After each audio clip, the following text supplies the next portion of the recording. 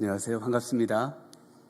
저를 모르는 분들 위해서 잠시 소개해 드리겠습니다.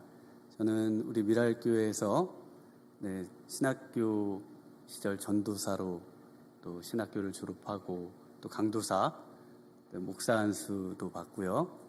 또 이곳에서 또 결혼도 하고 또 하나님께서 또 우리 교회에서 기도해 주셔서 우리 첫 아이도 또 이곳에서 우리 하나님이 주셨습니다. 그래서 오늘 이곳에 참 많은 사랑을 받았고 그 사랑에 빚진 마음으로 이곳에서 있습니다. 제가 이 전도사 시절 넥타이 매는 것도 잘 몰라서 우리 정 목사님이 가르쳐 주시고 또 목사가 되기 전까지는 설교도 많이 훈련을 가르쳐 주셔서 지금 이렇게 또 목사로 사역을 하고 있습니다. 우리 참 부족하지만 많이 우리 아껴주시고 사랑해주신 우리 정종남 목사님께서 좋은 목회자가 되도록 귀한 가르침들을 주셨었습니다. 목사님을 먼저 천국에 보내시고 또 그리워하실 우리 성도님들께 먼저 위로의 말씀을 전합니다. 성경 속에 아브라함이 오늘 이 시대에 산다면은 과연 어떤 모습으로 살까? 우리가 성경의 이야기들을 읽을 때마다 그 시대의 모습이 오늘날 그 위인들이, 신앙의 인물들이 산다면 과연 이 변화된 세상 속에서는 어떤 모습으로 나타나게 될 것인가, 이런 궁금증을 늘 가지면서 성경을 읽게 됩니다. 그래서 오늘 그 대표적인 인물 스데반 집사님을 통해서 조금 이 간격을 좁혀보려고 합니다. 구약의 아브라함의 신앙이 신약의 스데반 집사님을 통해서 어떻게 드러나졌고 또 그렇다면 우리는 어떻게 그 유산들을 이어받을 수 있겠는가 하는 문제입니다. 사도행전은 한마디로 사도행전 1장 8절을 실행하는 그런 책이다라고 말할 수 있겠습니다. 오직 성령이 너희에게 임하시면 너희가 권능을 받고 예루살렘과 온 유대와 사마리아와 땅끝까지 이르러 내 증인이 되리라. 이 말씀이 이루어져는 그 책입니다. 그 중심적인 역할을 하는 분이 오늘 스데반 집사님이십니다. 예루살렘에만 머물러 있었던 복음이 예수님의 말씀처럼 온 유대와 사마리아와 땅끝으로 마치 아브라함을 통해서 복의 근원이 되게 하시겠다는 말씀과 동일한 그 일이 이 스데반 집사님을 통해 이루어집니다. 스데반 집사님이 오늘 설교 이후에 이제 사도행전 8장 1절에 보면 이분이 죽는 날, 돌에 맞아서 순교하는 날, 그래서 큰 교회에 박해가 일어나면서 많은 신자들이, 모든 신자들이, 사도 외의 신자들이 유대와 온 유대와 사마리아 그리고 모든 땅으로 흩어져 나가는 모습을 볼 수 있는 겁니다. 더 나아가서 사도가 되는 바울이 회심하게 되는 결정적인 역할도 바로 이 스데반 집사님 때문이라고 말할 수가 있겠습니다. 스데반 집사님의 순교가 우리 예수님의 명령이자 복음 전파의 그런 어떤 분수령이 되는 것으로 우리가 사도행전에서 읽을 수 있다면 스데반 집사님이 본인 입으로 자신이 밝히고 있는 신앙이 오늘 본문에 소개가 되고 있는데 그 본문에 나오는 신앙의 유산이 아브라함의 신앙을 자기가 따르고 있다고 처음에 초두에서부터 밝히고 있습니다. 아브라함의 신앙을 따라간 집사님의 삶의 모습이 어땠는가라는 것을 우리가 6장에서 읽어볼 수 있습니다. 6장 3절에 보시면 형제들아 너희 가운데서 성령과 지혜가 충만하여 칭찬받는 사람 7을 택하라. 우리가 이 일을 그들에게 맡기고 성령과 지혜가 충만하고 칭찬을 받는 사람이었다. 5절에 보시면 온 무리가 이 말을 기뻐하여 믿음과 성령이 충만한 사람. 또 8절에도 보시면 스데반이 은혜와 권능이 충만하여 큰 기사와 표적을 민간에 행하니 10절에는요 스데반이 지혜와 성령으로 말함을 그들이 능히 당하지 못하여 세상이 감당할 수 없는 믿음의 그런 분량과 수준으로 삶을 살아갔다라고 지금 이 사도행전을 쓰고 있는 누가가 말을 하고 있습니다. 더 나아가서 15절을 보시면 공회 중에 앉은 사람들이 다 스데반을 주목하여 보니 그 얼굴이 천사의 얼굴과 같더라. 네, 이 천사의 얼굴과 같다라는 표현은 그 당시 유대인들이 거룩하고 경건한 사람들을 향해서 쓰는 표현들입니다. 그 중에 대표적인 인물이 모세가 바로 그 얼굴에서 빛이, 그 광채가 너무나 심해서 사람들이 두려워할 정도의 광채가 나섰다라고 말하죠. 그래서 과거의 성화 그림들을 보시면은 그 인물 주위에 그 둥그런 띠로 그 빛을 표현을 해놨습니다. 네, 우리가 잘 아시는 분들은 그 아우라라고 불리는 그 둥근 원형의 모습으로, 그리고는 그 안의 얼굴을 오히려 까맣게 해놓습니다. 왜냐하면은 그 빛 때문에 그 안의 얼굴을 알아볼 수가 없는 그런 어떤 그 영광의 모습으로 삶을 살았다는 겁니다. 그런데 이 스데반 집사님의 증언은 아브라함도 그랬다는 겁니다. 그리고 이런 동일한 체험을 했던 사도 바울은 이것이 오늘날 우리에게도 가능하다고 말씀을 주고 있습니다. 고린도후서 3장 18절에 우리가 다 수건을 벗은 얼굴로 거울을 보는 것 같이 주의 영광을 보매 그와 같은 형상으로 변화하여 영광에서 영광에 이르니 곧 주의 영으로 말미암음이라. 근데 주의 영으로 말미암아서 영광에서 더 빛난 영광으로, 그 영광에서 더 빛난 영광으로, 우리 주님의 형상의 영광으로 변화되어 가는 것, 이것이 신앙이라고, 아브라함의 신앙이라고, 이것이 스데반 집사님이 추구했던 신앙이라고 말씀을 하고 있는 것입니다. 어떻게 이 영광에 빛나는 그런 삶을 살아갈 수 있다고 말씀하고 있습니까? 어떻게 스데반 집사님처럼 모세처럼 하나님의 역사를 감당하는 그런 신앙인으로 살 수 있다고 말씀하고 있습니까? 네, 바로 이 영광의 하나님을 볼 때 가능하다는 것입니다. 세상 속에서 세상을 이기고 세상이 감당하지 못하는 신앙을 가지고 살아계신 하나님께서 하시고자 하시는 그 일의 중심에 선 신앙으로 살고 성령과 권능이 충만한 삶을 살고 또 얼굴에서 빛나는 그 신앙, 그 신앙으로 살 수 있는 방법, 그것을 오늘 본문에서 말씀해 주고 있습니다. 그것은 한마디로는 영광의 하나님께서 나타나 주셔야만 가능합니다. 우리 1절과 2절을 한번 다시 같이 한번 읽어보도록 하겠습니다. 대제사장이 이르되 이것이 사실이냐? 스데반이 이르되 여러분 부형들이여 들으소서. 우리 조상 아브라함이 하란에 있기 전 메소보다미아 있을 때에 영광의 하나님이 그에게 보여. 제가 가지고 있는 성경은 개역 개정이기 때문에 조금 다르실 수 있겠습니다. 누가 누구에게 나타났습니까? 영광의 하나님이 아브라함에게 나타났습니다. 그런데 구약 창세기 12장의 내용들을 보시면 아브라함의 그 모든 삶에 나타난 하나님을 이름을 보시면 다 여호와 하나님으로 되어 있습니다. 그런데 스데반 집사님은 그 구절을 읽으면서 그 하나님은 어떤 하나님이라고 말씀을 하는가 하면은 영광의 하나님이라고 말씀을 하고 있어요. 우리에게 그것을 해석해 주고 있는 것입니다.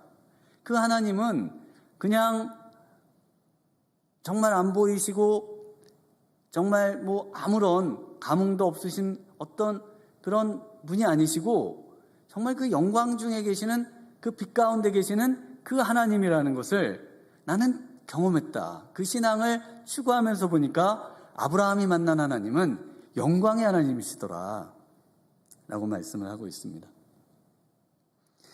더 2장 2절에서 8절의 전체 본문에 오늘 읽으신 본문의 주어는 그래서 영광의 하나님이십니다. 그 영광의 하나님이 2절에 보여주시고요. 본인이 그리고 3절에 이르시고요. 말씀해 주시고요. 또 4절에 옮겨주시고요. 5절에 주지 않으시고요. 또 5절에 보면은 약속도 하시고요. 그리고 6절에는 또 이같이 말씀하시고요. 7절에도 말씀하시고요. 8절에는 또 할례의 언약을 주셨습니다. 그래서 하나님께서 아브라함에게 이런 모든 것들을 행하실 때 어떻게 하셨냐는 거예요. 이런 모든 것들을 행하실 때 말씀을 행하시고 약속을 주시고 옮기시고 하실 때 그때 어떤 일들을 하셨냐는 겁니다. 지금 스데반 집사님이 그 부분을 지적하고 있습니다. 그건 뭐냐면 보여 이르시됩니다. 하나님께서 보여주셨다는 거예요. 어떤 하나님께서요? 영광의 하나님께서 자신을 보여주심으로 말씀하셨고, 창세기 12장 7절에 정확하게 나와 있습니다. 여호와께서 아브라함에게 나타나 이르시되, 말씀을 하셨습니다. 그러나 나타나 이르셨어요. 그러니까 아브라함에게 아주 자주 하나님께서 나타난 것입니다. 이 여호와 하나님을 2절에 스데반 집사님께서는 영광의 하나님이라고 말씀을 하고 계신 것입니다. 이 영광의 하나님은 성경의 지식이 완벽해야 나타나는 분이 아니십니다. 오늘 스데반 집사님도 역시 성경 지식에서는 사도들의 조금 못 미치는 모습을 보여주십니다. 2절 같은 데 보면 그에게 보여 이르시되 라는 말씀을 1절, 창세기 12장 1절과 7절을 조금 헷갈리고 있고요. 또 4절에 보면 그의 아버지가 죽음에 라고 되어 있는데, 사실 창세기를 자세히 계산해 보면 아브라함이 하란을 떠난 후에 아버지 되라는 60년 정도를 더 살게 됩니다. 또 5절에 발붙일 만한 땅도 유업으로 주지 아니하셨다고 했지만, 우리가 헤브론의 막벨라 동굴을 아브라함이 샀던 거를 기억하시죠. 그리고 또 16절에 오늘 본문은 아닙니다만 좀 내려가서 보시면 아브라함이 세겜 하몰의 자손에게서 은으로 값주고 산 무덤에 장사되니라고 했는데, 이 밭은 야곱이 샀습니다. 그래서 신앙에 있어서 정확한 지식이 마치 신앙인 것으로 착각하고, 그렇지 않으면 참된 신앙이 없는 것으로 생각을 하실 수도 있겠지만, 사실은 이 스데반 집사님의 말씀과 그분의 신앙을 보면 지식이 아니라 더 중요한 것은 이 영광의 하나님을 만나는 것입니다. 이 동일한 하나님께서 오늘도 우리에게 만나 주시겠다는 것이죠. 그래서 더 정확한 표현으로 하면은 영광의 하나님께서 자신을 보여주시는 것, 이것이 신앙에서 가장 중요한 일입니다. 이걸 뭐라고 합니까? 은혜라고 합니다. 이것을 하나님의 은혜라고 하는 것입니다. 다메섹 도상에서 기독교를 박해하고 정말 사단의 앞잡이가 돼서 그렇게 삶을 살던 사도 바울에게도 하나님께서는 그 영광의 하나님께서 영광의 주님으로 다메섹 도상에서 사도 바울을 만나 주신 것입니다. 참된 신앙은요, 그래서 하나님과의 만남에서 하나님과의 만남으로 끝납니다. 여러분, 나중에 누구 만나실 거예요? 하나님 만나실 거죠. 그런데 지금 하나님을 못 만나면은 그때 가서 그분이 누구신지 어떻게 알아보실 겁니까? 우리 주님께서 나는 너희를 도무지 모르겠다. 너희가 나를 만나다가 왔느냐? 아니면 뭘 하다가 왔는지 나는 너희를 도무지 알지 못하노라. 이렇게 말씀하시지 않습니까? 그래서 하나님을 만나셔야 돼요. 정말 그 하나님이 내가 숨이 이제 넘어가서 우리 하나님을 만날 때 그분이 너무나도 만나보고 싶었던, 그리고 늘 만나고 있던 그런 하나님, 바로 그런 하나님이 지금 스데반 집사님이 소개하고 있는 하나님이십니다. 아브라함은 원래 어떤 인물이었습니까? 원래 아브라함은 만날만 했으니까 하나님이 만나주셨겠지. 아브라함은 우리랑 좀 다르지 않을까? 이런 생각을 하실 수도 있겠습니다. 그러나 여호수아 24장에 보면 2절에 여호수아가 모든 백성에게 이르되 이스라엘의 하나님 여호와께서 이같이 말씀하시기를 옛적에 너희의 조상들 곧 아브라함의 하나님 나홀의 아버지 데라가 강 저쪽에 거주하여 다른 신들을 섬겼으나 내가 너희의 조상 아브라함을 강 저쪽에서 이끌어내어 가나안 온 땅에 두루 행하게 하고 그의 씨를 번성하게 하려고 그에게 이삭을 주었으며. 네, 그래서 여기서 그들 아브라함을 포함한 너희의 조상 전부가 다른 신을 섬겼다라고 말하고 있습니다. 전체 너희의 조상들은 원래 다른 신들을 섬기던 사람들인데 지금 하나님께서 아브라함을 은혜를 주셔가지고 아브라함에게 나타나 주셔가지고 지금 아브라함을 이끌어냈다. 오늘 본문의 표현으로 하자면 영광의 하나님이 그에게 나타나 보여주신 것입니다. 여러분에게 나타나 보여주셨습니까? 정말 여러분에게 그 영광의 하나님 아브라함에게 나타나셨고 오늘 스데반 집사님께서 자신에게 나타나셨던 그 영광의 하나님이 여러분에게 나타나셨습니까? 예수님을 보내주신 이유는요, 우리를 바로 만나시려고 보내주신 겁니다. 우리에게 더 잘 나타나시기 위해서 보내주신 겁니다. 그래서 예수님의 이름이 임마누엘이신 것이죠. 하나님께서 우리와 영원히 아주 자주 그냥 간간히 나타나시던 곳에서 이제 아예 집에서 함께 사는 그런 중단 없는 만남을 가지시기 위해서 예수님이 이 땅에 오신 것입니다. 네, 이 영광의 하나님을 만난 사람들, 이 사람들이 진정한 믿음의 사람이 되는 것입니다. 그 믿음이 어떤 믿음인지 오늘 본문에서는 아브라함의 믿음이라고 말씀하고 있고 그 믿음은 첫 번째로는 순종하는 믿음입니다. 우리 3절을 한번 같이 읽어보겠습니다. 시작. 이르시되 또 고향과 친척을 떠나 내가 내게 보일 땅으로 가라 하시니. 네, 창세기 12장으로 가서 생각해 보시면은 아브라함이 하나님이 가라고 했을 때 조금도 지체하거나 억지로 가거나 주저하거나 하지를 않고 곧장 떠나는 모습을 볼 수가 있습니다. 갈 바를 알지 못하는데 가고 있다라고 우리가 성경에서 읽고 있습니다. 네, 무엇 때문에 그렇습니까? 어떻게 그 말을 신뢰하고 갈 수가 있냐는 것이죠.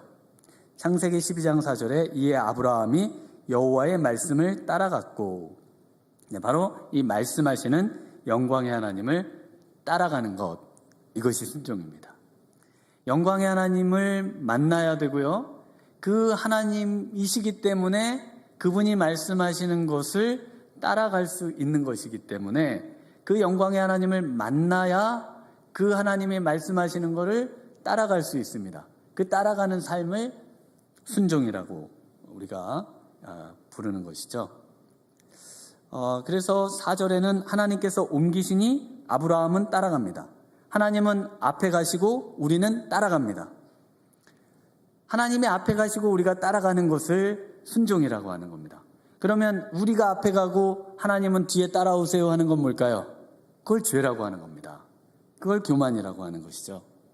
교만은 하나님보다 우리가 앞에 가고 하나님 제가 이렇게 할 거니까 하나님은 이렇게 해주시면 됩니다 라고 하나님께 무리한 요구를, 어떤 면에서는 영광의 하나님을 마치 하나님으로 인정하지 않는 모습으로 삶을 사는 것, 신앙생활을 하는 것, 이것을 성경에서는 죄라고 하는 거예요. 그래서 순종은 정말 하나님을 만나서 인생이 변화된 사람이 할 수 있는 것입니다. 그래서 순종은 말씀의 온전한 순종입니다. 아브라함의 여정을 여러분 떠올려 보시면 갈대아 우르를 떠나서 하란을 거쳐서 그리고 이제 가나안 땅으로 들어오잖아요. 가나안 땅이 어디서부터 시작되나요? 가나안 땅은 레바논 그쪽에서부터 시작되는 겁니다. 고대로 보면. 그럼 레바논의 그 땅 너무나 아름다운 땅 아닙니까? 정말 그렇게 아름다운 땅이, 비옥한 땅이 있을까 싶은, 그래서 고대의 뭐 페니키아라든지 고대의 여러 가지 알파벳의 기원이 되기도 하는 그런 문명을 가지고 있던 곳이 그 레바논이거든요. 그곳부터 해서 쭉 내려오면 그 다음 지금 이스라엘의 그 땅 단에서 브엘셰바라고 할 때 그 윗부분이 가장 비옥합니다. 역시 하나님께서는 나에게 비옥한 땅으로 가라고 하셨구나. 그렇게 알고 거기서 멈춰도 되잖아요. 거기도 가나안인데요. 그런데 아브라함이 계속 내려옵니다. 계속 내려와요. 어디까지 내려갑니까? 나중에 롯하고 갈라설 때도 옆으로 세지도 않습니다. 옆으로 세면은 또 좋은 데가 있거든요. 소돔과 고모라라는 아주 그 고대의 가장 오래된 도시 문명을 이루고 살았다고 알려져 있는 여리고라고 하는 그 엄청난 발전된 도시가 있어요. 그런데 거기도 아니야. 그리고는 그냥 좌우로 치우치지 않고 쭉 내려갑니다. 어디까지요? 브엘셰바까지 내려갑니다. 브엘셰바가 어딥니까? 브엘셰바는 정말 사람이 살기 어려운 그 척박한 곳 경계, 정말 사람이 하늘만 바라보고 비 안 주시면 오늘 못 삽니다 라고 하는 그런 강수량이 정말 최저로 내리는 그런 사람이 살기 가장 척박하다 살 수는 있는 그 자리까지 내려갑니다. 왜 거기까지 가나요? 그 위에 비옥한 데를 다 두고 왜 거기까지 내려가서 아브라함이 사나요? 왜냐하면 순종의 사람은 끝까지 가니까요. 하나님께서 어떤 일을 맡기시면 그냥 찔끔 이 정도 했으면 됐죠. 가나안 땅 발 담궜습니다. 그리고 그 경계에서 그냥 머뭇머뭇하지를 않아요. 그 영광의 하나님을 본 아브라함은 정말 온전한 순종, 그 가나안 땅의 끝, 거기서 근데 정말 그 척박한 데서 어떻게 사는가 이런 생각이 들 그런 곳으로 가는 겁니다. 더 나아가서 순종의 사람은요, 눈에 안 보여도 실망을 하지 않습니다. 5절에 보면은 우리 5절을 한번 같이 읽어볼까요? 5절 시작. 그러나 여기서 발붙일 만한 땅도 유업으로 주지 아니하시고 다만 이 땅을 아직 자식도 없는 그와 그의 후손에게 소유로 주신다고 약속하셨으며, 약속만 주셨습니다. 아니 당장 눈에 뭐가 보여야 그래야 하나님이시지, 눈에 보이시지도 않고 약속만 주시는 하나님은 뭔가 좀 우리가 생각할 때 조금 뭐가 좀 부족하지 않으세요? 조금 김이 빠지지 않으세요? 그래도 뭔가 눈에 딱 하나님이 우리 시대에 아니면 내 생전에 뭔가 눈에 확 보이는 거를 보여주시면 그러면 좀 힘이 날 텐데, 약속만 주셨는데 아브라함은 실망하지 않습니다. 아브라함은 오히려 힘있게 신앙생활을 할 수 있었다고 말씀을 하고 있습니다. 왜냐하면 그 소망과 그 기대와 그 꿈, 그게 영광의 하나님을 만난 사람들에게는 있으니까요. 여러분 눈에 보이지 않는데 하나님께서 정말 내가 기도해도 들어주시지 않는 것 같은데 거기서 실망하지 않을 수 있는 이유, 영광의 하나님을 만나셔야 실망하지 않고 신앙생활을 할 수 있다니까요. 그래서 창세기 15장 6절에는 아브라함이 여호와를 믿으니 여호와께서 이를 그의 의로 여기시고, 아브라함은 하나님을 믿었다라고 되어 있습니다. 하나님이 주시는 땅을 믿거나 하나님이 보여주시는 표적을 믿거나 하나님의 이적을 믿거나 그렇지를 않고 하나님 그 자체를 아브라함은 믿었다라고 하고 있어요.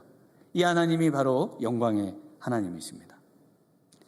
그 하나님을 정말 만난 사람은 그분의 약속이 얼마나 흥분되고 가슴 뛰는 것인지, 그것을 믿으면서 그것을 꿈꾸면서 정말 그 있는 자리에서 그 척박해서 온통 광야밖에 안 보이는 브엘셰바라 할지라도 그곳에서 행복을 누리면서 살 수 있는 것입니다. 그래서 3절에는 내게 보일 땅입니다. 실제로 창세기 12장에도 하나님께서 보여주실 땅으로 가는데 이건 완료가 되지 않았어요. 미완료예요. 보여주신 땅이 아니고 보여주실 땅입니다. 그래서 아브라함이 완성되지도 않고 정말 끝나지도 않은 뭔가 눈에 명확하게 보여지지도 않았는데 바로 이 하나님을 믿기 때문에 아브라함이 믿음으로 나아갈 수 있다라고 말씀하고 있습니다.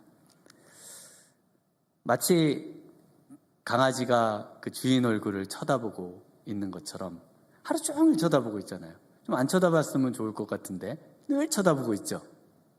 그 신앙인의 참된 정말 하나님의 그 영광의 하나님을 만난 사람은 항상 주님의 얼굴을 바라보고 있는 겁니다. 여러분 누구를 바라보고 계십니까? 지금 누구를 생각하고 계시고 누구를 그리워하고 계시고 누구의 얼굴빛을 구하고 계세요?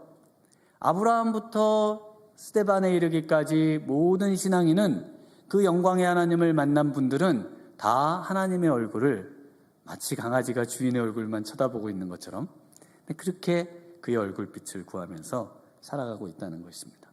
히브리서 11장 8절에 믿음으로 아브라함은 부르심을 받았을 때에 순종하여 장래의 유업으로 받을 땅에 나아갈새 갈 바를 알지 못하고 나아갔으며, 하나님의 얼굴만 구하고 나아가니까 갈 바를 몰라도 상관이 없는 겁니다. 주인이 어디로 데려가시든 무슨 상관입니까?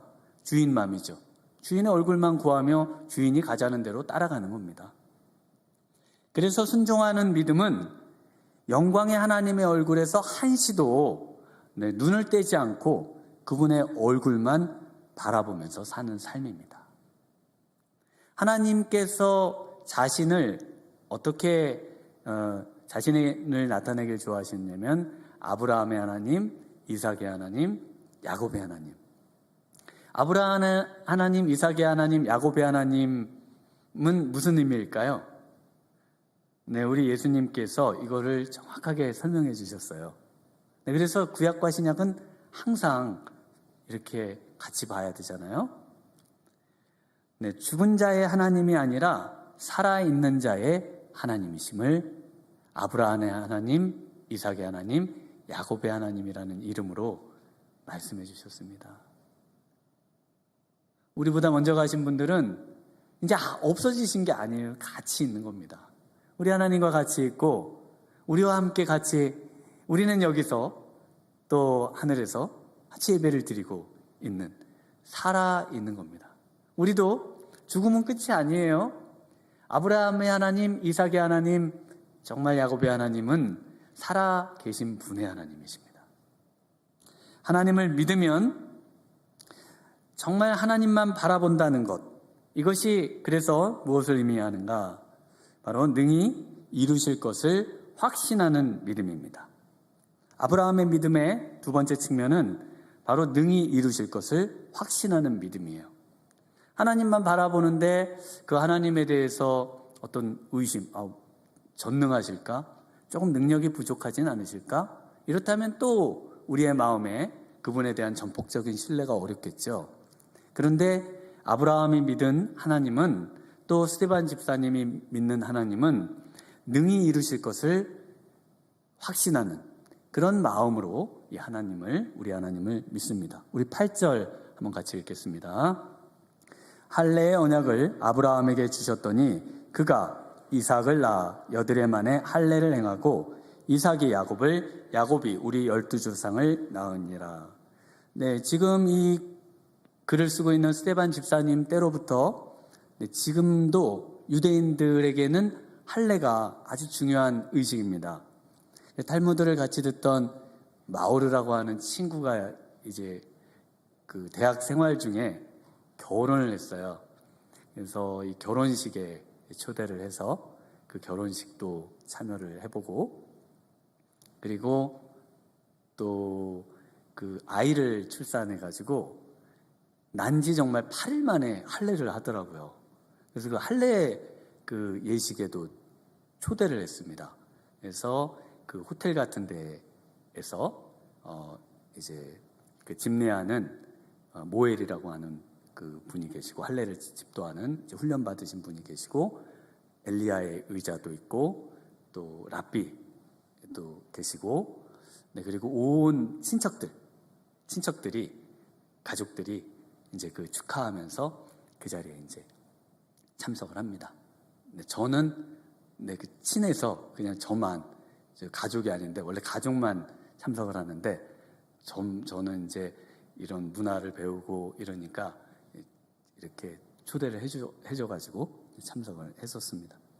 그런데 그 할례 예식을 통해서 아브라함의 그 육신의 혈통이 됐다는 것을 확인하고 그리고 그것을 축하하는 그런 자리가 바로 이 할례 자리입니다. 그런데 오늘 아브라함의 믿음과 관련해서 이 할례는요, 언약이라고 말하고 있습니다. 지금 8절에 할례의 언약 이렇게 되어 있지 않습니까? 할례. 그래서 이 할례라고 하는 것은 하나님만 믿습니다.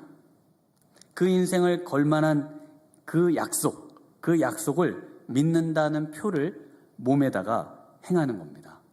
그래서 할례의 언약을 아브라함에게 주셨는데 몇 세의 할례를 행했습니까? 99세. 네, 이 정도는 다 아시잖아요. 그죠? 100세에 이삭을 낳으니까 99세. 근데 99세임에도 할례를 행한 이유, 하나님께서 반드시 약속하신다는 것을 믿는다는 믿음의 표식이에요. 왜냐하면 하나님은 정말 능히 이루시는 분이시잖아요.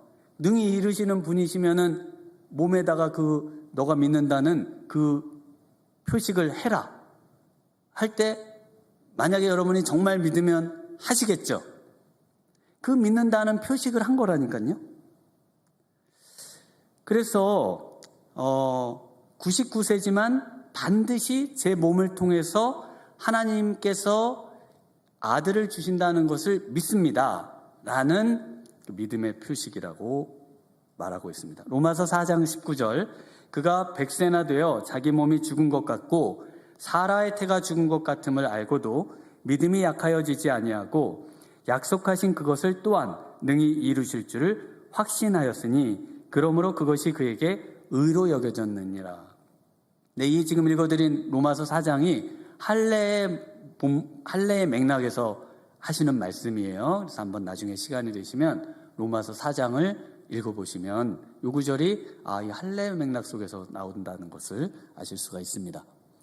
네, 99세의 할례를 행한 아브라함이 목욕탕에 갔다고 한번 생각을 해보겠습니다. 그러면 사람들이 묻겠죠? 할아버지, 그 몸의 그 표는 뭐예요? 이거는 하나님께서 나에게 자식을 주시겠다는, 아들을 주시겠다는 약속의 표입니다. 그럼 사람들이 웃겠죠. 99세신데. 그럼 할아버지, 할머니는요? 할머니는 10살 적으시잖아요. 89세십니다. 그러면 사람들이 어떻게 생각할까요? 할아버지는 99세, 할머니는 89세. 네, 아브라함이 실제로 자기도 자기 몸이 이제 더 이상 기능할 수 없다는 걸 알고, 사라도 자신의 몸이 기능할 수 없다는 것을 압니다. 그런데 몸에 그 표를 하고 다녀요. 왜 그 표를 하고 다니냐고요? 왜 그 표를 하고 다녀야 되냐고요? 왜냐하면 하나님을 정말 믿기 때문에, 하나님을 신뢰하기 때문에 그게 부끄럽지가 않은 겁니다. 하나님께서 나에게 분명히 약속하셨고 그 약속을 나를 통해 이루실 거라는 확신이 있으니까 두려움이 없고 창피함이 없고 걱정이 없고, 그러니까 하나님 앞에서 99세의 그 예식을 행하게 되는 것이죠. 네, 할례란 능히 이루실 것을 확신하는 믿음의 선포입니다. 여러분, 정말 하나님이 말씀하셨다면 왜 선포하기를 주저하시죠? 그 영광의 하나님이 정말 여러분에게 말씀하셨다면 뭐가 두려우실까요? 그 하나님을 만난 그 만남이 너무나 확신이 없기 때문이 오히려 아닐까요? 여러분, 정말 하나님을 믿으십니까? 여러분의 그 믿음을 정말 아브라함처럼 내가 믿는 하나님은 약속하신 것을 능히 이루실 수 있는 분이시다. 하나님은 못할 일이 전혀 없으신 분이시다. 이 확신, 이 믿음, 이것이 여러분에게 있어야 할 것입니다. 영광의 하나님을 늘 뵙는 방법을 우리 스테반 집사님을 통해 같이 한번 보고 마치도록 하겠습니다. 우리 7장 마지막 55절을 한번 같이 읽어보겠습니다. 7장 55절 같이 읽습니다. 시작. 스데반이 성령이 충만하여 하늘을 우러러 주목하여 하나님의 영광과 및 예수께서 하나님 우편에 서신 것을 보고, 네, 지금도 보죠? 말씀을 전하는 중에도 보고 있어요. 대단하시죠? 네, 우리도 이런 신앙을 저도 너무 소망하고 있습니다. 그런데 어떻게 아브라함처럼 또 스데반 집사님처럼 이렇게 하나님, 영광의 하나님 그 우편에 계신 예수님을 늘 보고 살 수 있을까? 어떻게 가능하다고 말씀하고 있어요? 성령 충만하여입니다. 성령 충만하여. 성령 충만해야 그 영광의 하나님을 뵐 수 있습니다. 그래서 제가 섬기고 있는 교회에서 어떤 운동을 하냐면 아침에 눈을 뜨면 성령 충만을 주옵소서 이렇게 마음 고백하는 것으로 하루를 시작합시다. 이렇게 그래서 늘 물어봅니다. 오늘 성령 충만을 하게 해 주옵소서라고 생각하면서 하루를 시작하셨습니까? 아니면 일어나시면서 핸드폰에 뭐가 왔나 이거부터 보시느라 핸드폰부터 찾으시지 않으십니까? 네, 성령 충만, 하나님께서 우리에게 예수님을 믿는 자에게는 반드시 성령을 주시고 성령 충만을 주시겠다고 약속하셨습니다. 그래서 아침에 눈을 뜨면은 정말 큰 소리로 성령 충만을 주옵소서, 이렇게 고백하면서 기도하면서 하루를 시작하시면 좋겠습니다. 성령 충만하여 우리 승리하시는 성도님들 되시기를 바랍니다. 기도하시겠습니다. 하나님 아버지 감사합니다. 오늘 이 아침 우리 스데반 집사님을 통해 아브라함의 신앙이 어떻게 역사하는지 또 그 신앙이 어떠한 것인지를 보았습니다. 영광의 하나님, 오늘 우리에게 임하여 주시옵시고 우리에게 빛으로 임하여 주시옵시고 우리의 삶에 늘 하나님 정말 영광의 주님으로 자주자주 우리를 만나 주셔서 정말 우리 하나님 이 시대 가운데 믿음으로 사는 정말 승리하는 믿음의 사람이 될 수 있도록 은혜 주시기를 원하옵고 예수님 이름으로 기도드리옵나이다.